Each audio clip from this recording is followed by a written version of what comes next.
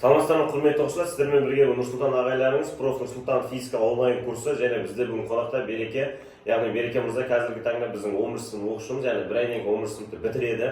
Бұл кісіге қоятын сұрағымыз бар, яғни оқушымен шынайы 30 байдар 4 бөлім, алдыңғы бөлімде 3 оқушыдан 30 алған болатынбыз. Яғни Береке бүгінгі сізге қоятын сұрақтар: менің 45 сағат онлайн курсымды алмай тұрып деңгейіңіз қандай болды, қандай балмен келдіңіз, бітіргеннен кейін қандай балл жинадыңыз, сол туралы шынайы біреу заставить еткен сияқты болмай, шынайы 30 айтсаңыз. Өйткені қазіргі таңда балдар көбіне маркетинг алданады, кейін курс ұнамай жатады. Сондықтан шынайы өзі сияқты балдардан айтылған курстардан кейін өте өтімді болып жатыр да, жалпы балдарға өтіп жатыр. Сондықтан шынайы осындай алдым деген прямо андай 50-ден 50 ордым деген сияқты өтірген керек емес. Шынайы шынымен қанша алдыңыз, бітіргенде қанша шығардыңыз деген сұрақ сізге. Саламатсыздар ма, жас түлектер.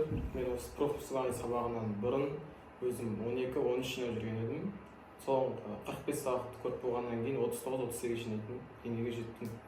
Жалпы курста бәрі түсінікті, алғашқы 5 сағатын тегін береді.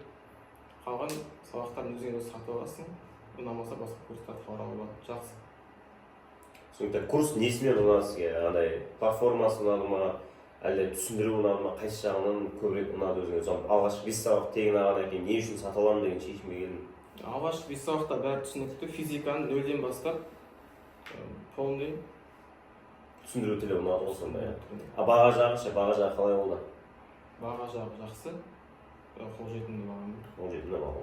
Ал құрметті оқушылар, сіздермен бірге бүгін Береке мырза бұл кісіге 3 сұрақты қойдық. 3 сұрақтан өзіңізге керек, өзіңіз қалап жүрген сұрақтарды алдыңыз деген ойдамын.